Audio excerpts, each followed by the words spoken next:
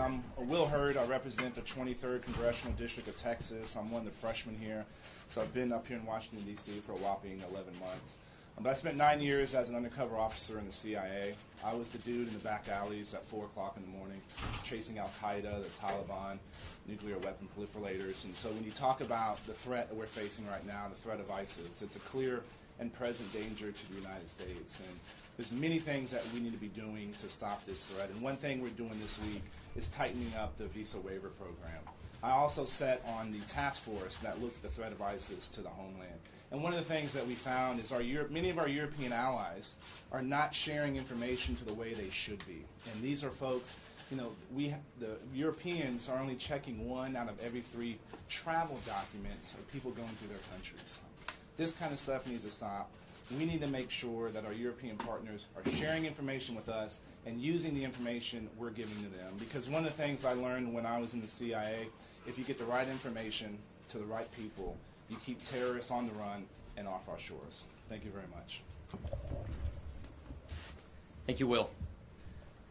6 days ago, our nation witnessed the worst terrorist attack on our soil since September 11th.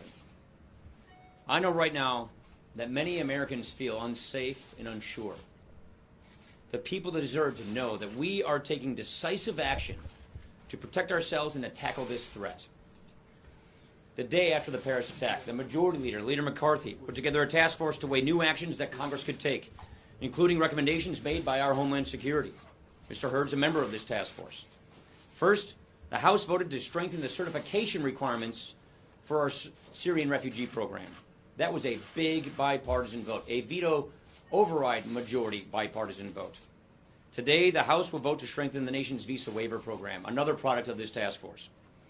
This will help neutralize the threat from foreign terrorists entering our country. We expect this to be another big bipartisan vote. So we are coming together to tackle this threat, and we are ready to do more. That is why we need the President to put forward a real comprehensive strategy to defeat, not contain, ISIS.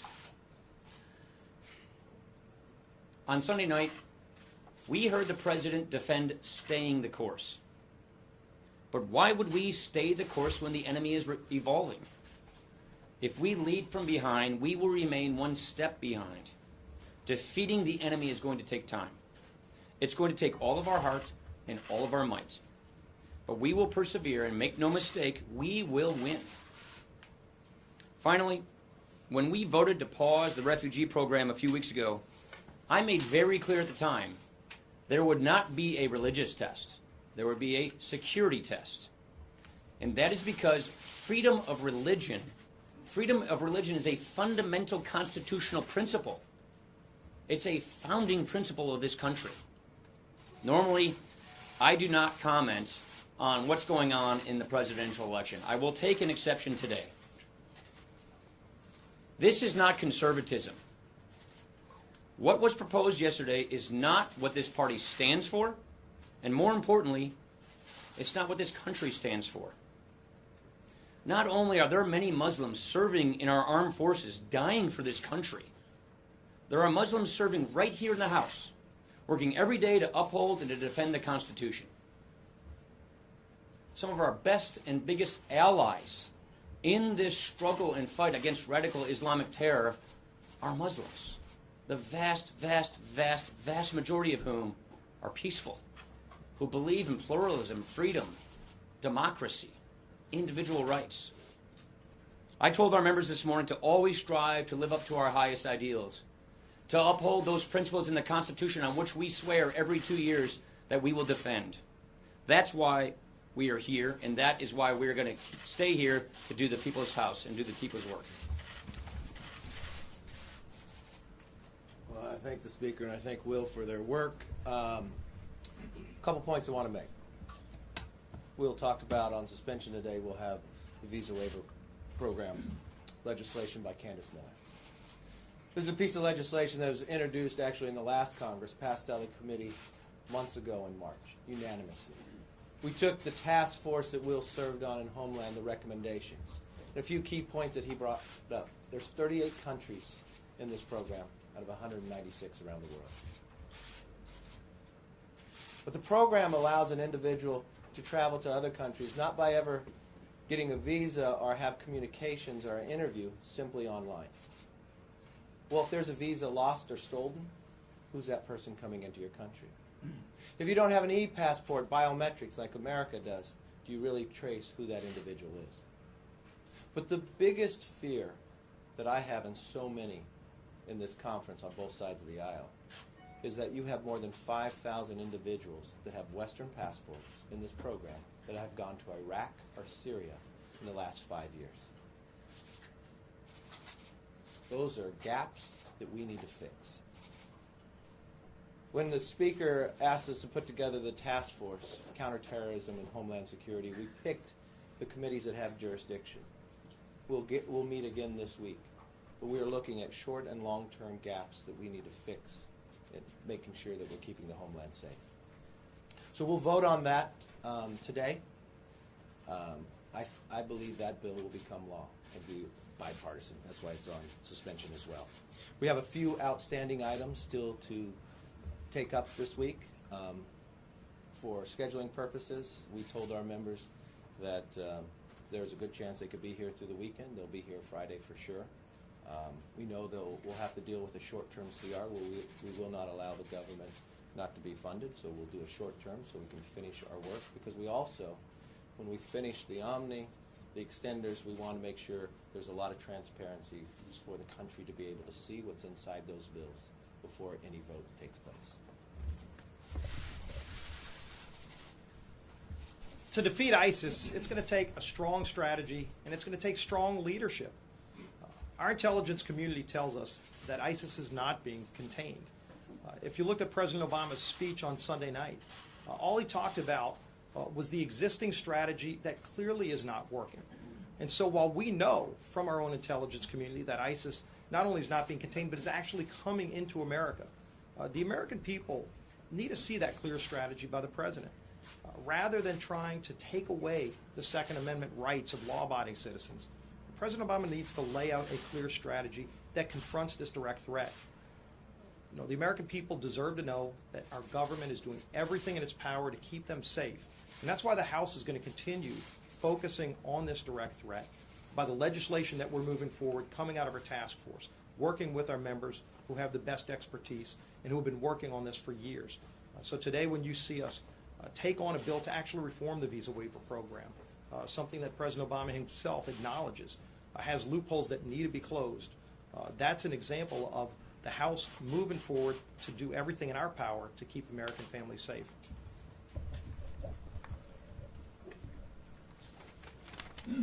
If you've ever visited the 9/11 Museum and Memorial, when you first walk into the museum, you see the pictures of 2,977 people who lost their lives that day. And when you emerge out of the museum, you have a lot of clarity as to those that would do us harm and the fight that we have against those who want to destroy our way of life and the values that we live every day as Americans. I was also reminded that we need leadership today more than ever. Our enemies are constantly adapting, and our focus must be clear. In the speech that the president gave earlier this week, it was really just more of the same, pointing fingers instead of taking principled action. What you're going to see again this week in the House is important action as we wait on the president's strategy to destroy ISIS. The reform to the visa waiver program is only just one of the tools that we believe we must be moving forward on to ensure that we're taking the steps so that America can be safe. More importantly, when a threat emerges, we have an obligation to target it and keep the fight against terrorism out of America. That is, after all, our fundamental obligation, protecting the safety and security of every American in this country. The safety and security of Americans must be our top concern. It must be our foremost priority. That's why Congress passed the National Defense Authorization Act, requiring the president to create a comprehensive strategy to defeat ISIS. Additionally, this important defense bill, which is now signed into law, stops the president's plan to transfer terrorists from Guantanamo Bay to possible locations such as the United States disciplinary barracks in Fort Leavenworth, which I proudly represent. I urge the president to listen to the American people, especially the folks in Leavenworth, and drop this reckless and expensive plan altogether. We should be focusing on stopping terrorists from entering the country. That is why the House is already working to protect American lives in a bipartisan fashion by updating and strengthening our visa waiver program. This is another step to ensuring the safety and security of Americans from those who seek to destroy us.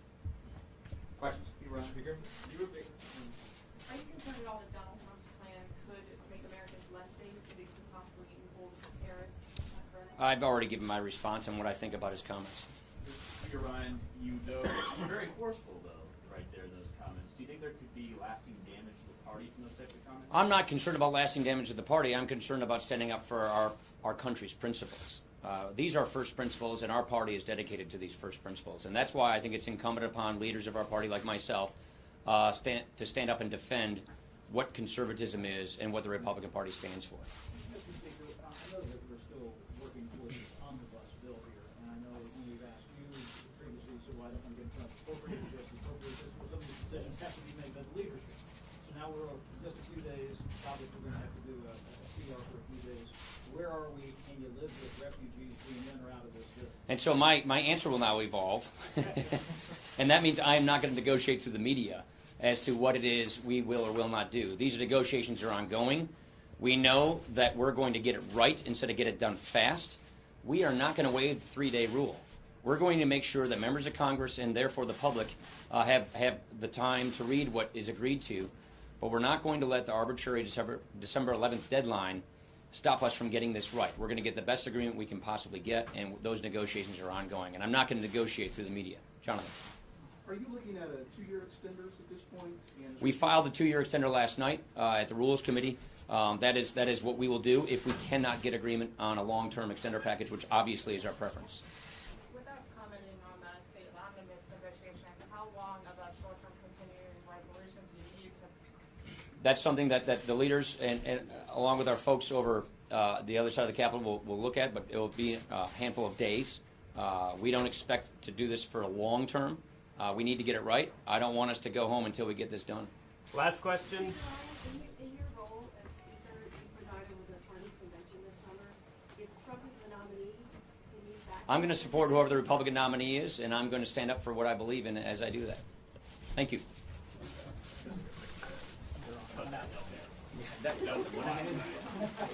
Gave us our season back. Okay. You had a good LSU speech. Go Tigers.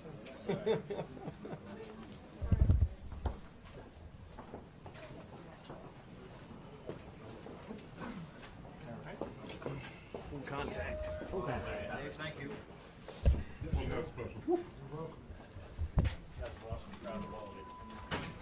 I couldn't be prouder. Yeah,